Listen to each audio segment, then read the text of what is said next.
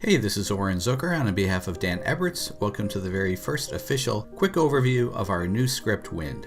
When we started this project, we were looking for a way to make multiple layers blow around like leaves in the wind, much like you would do in a particle system or effectors in a 3D program, but without having to enter layers in dialog boxes or pre-compose anything. You had to be able to use any kind of layer and use 200 layers as easily as you would 2 layers.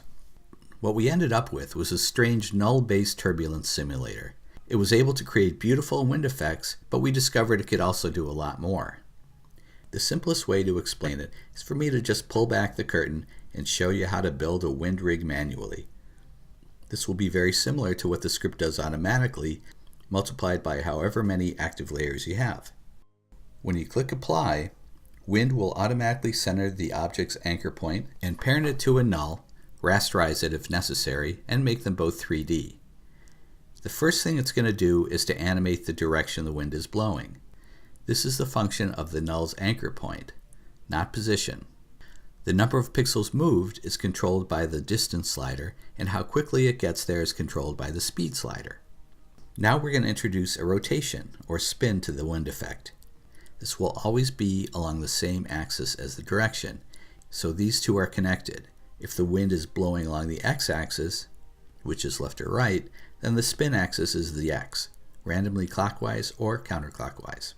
The two unused null rotation axes are used for the chaos settings.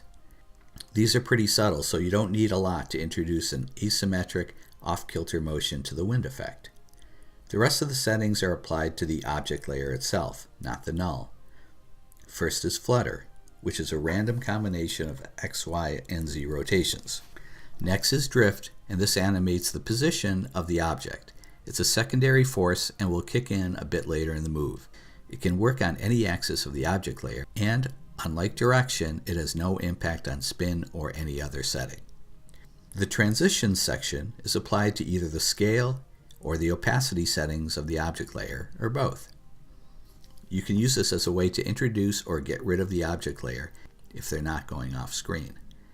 Lastly is variation, and this randomizes the other sliders in the UI. The more variation, the more scattered the wind effect will be.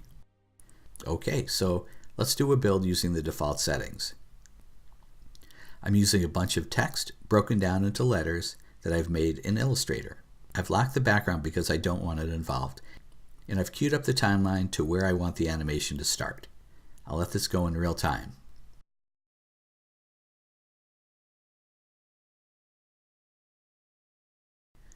And we get this.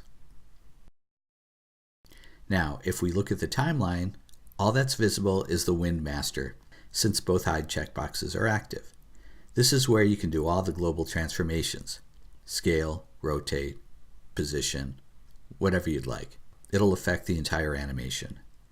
I'll unshide the comp so you can see all the layers. If I scroll down to the bottom, you'll find the original layers. They're locked and their video switches are off. When you click Restore, all these layers are reset to the original condition, and the layers that Wind created are deleted. The markers on the nulls are the trigger points for the animation. You can offset these manually by sliding the markers, or you can offset the entire layer by selecting them and using Sequence Layers in Animation Assistant. And that's it. The basics of Wind. There's a bunch of presets to get you started. You can create some pretty cool animations from any kind or any number of layers very quickly, with or without turbulence settings. Hope you like Wind, and please send us some samples to post. On behalf of Dan Eberts, this is Oren Zucker, and thanks for watching.